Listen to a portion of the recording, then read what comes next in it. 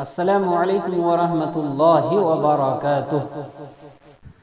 روزے کے روحانی فوائد۔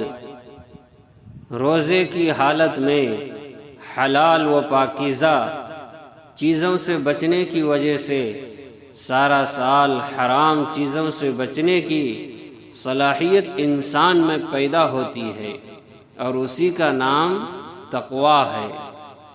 عام دنوں میں اللہ کی نعمتوں کا احساس نہیں ہوتا، لیکن جب انسان روزہ رکھ کر سارا دن بھوک اور پیاس برداشت کرتا ہے اور پھر افطاری کے وقت اللہ کی نعمتوں سے مستفید ہوتا ہے تو روح اور بدن کا رواں رواں اللہ کی نعمتوں کے احساس اور شکر گزاری میں ڈوب جاتا ہے۔ روزہ رکھنے سے حرام لذتوں کی طلب اور ان کی طرف دھیان خود بخود کم ہو جاتا ہے، جس کی وجہ سے سال بھر نفس کی شہوات اور حرام لذتوں پر قابو پانا انسان کے لیے آسان ہو جاتا ہے۔ روزہ رکھنے اور بھوک و پیاس برداشت کرنے سے اللہ کے حکم پر اپنا سب کچھ قربان کرنے کا جذبہ پیدا ہوتا ہے۔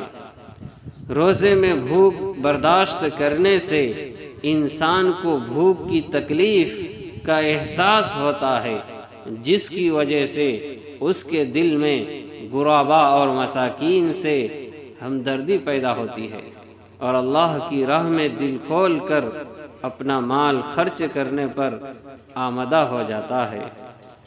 حقیقی روزہ دار کون ہے؟ جس کی زبان جھوٹ، بیہودہ گوئی، گالم گلوچ اور غیبت سے محفوظ رہے، جس کی نگاہیں اللہ کی حرام کردہ اشیاء اور نامحرم کو دیکھنے سے بچی رہے، جس کے کان میوزک اور ڈھول باجوں کی آواز سے محفوظ رہے، جس کی شرمگاہ فحش اور شہوت کے کاموں سے بچی رہے اور جس کے تمام اعضاء و جوارح گناہوں سے رکے رہے۔ یہی روزہ کی حقیقت ہے۔ روزہ صرف بھوکا پیاسا رہنے کا نام نہیں۔ رمضان اور روزوں کی قدر کریں۔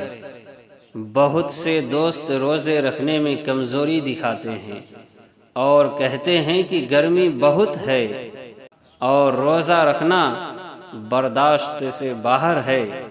ارے نادانو، غور سے سنو، اللہ رب العزت نے اعلان فرمایا ہے کہ وہ کسی بندے پر اتنا بوجھ نہیں ڈالتا جتنا وہ برداشت نہ کر سکتا ہو۔ اصل بات گرمی، مشقت اور روزے ناقابل برداشت ہونے کی نہیں، بلکہ کم ہمتی اور سستی کی ہے۔ قرآن و حدیث سے یہ پتہ چلتا ہے کہ کم ہمتی اور سستی پیدا کرنا نفس و شیطان کا کام ہے، لہذا نفس و شیطان کی کمر توڑے اور ہمت سے کام لیتے ہوئے احکام خداوندی کی بجا آوری کے لیے اٹھ کھڑے ہو۔ اللہ کی مدد ساتھ ہوگی اور وہ خود ہی مزید ہمت اور حوصلہ مرحمت فرما دے گا۔ یاد رکھیں، اللہ تعالی ہمیں بھوکا پیاسا رکھ کر ہم پر ظلم کرنا نہیں چاہتے، بلکہ بھوک اور پیاس کے ذریعے ہماری تربیت اور تقوی پیدا کرنا چاہتا ہے۔ خدا را رمضان کی قدر کرے اور اس مہینے کو اللہ کا فضل سمجھے، نہ معلوم یہ مہینہ پھر نصیب ہو یا نہ ہو۔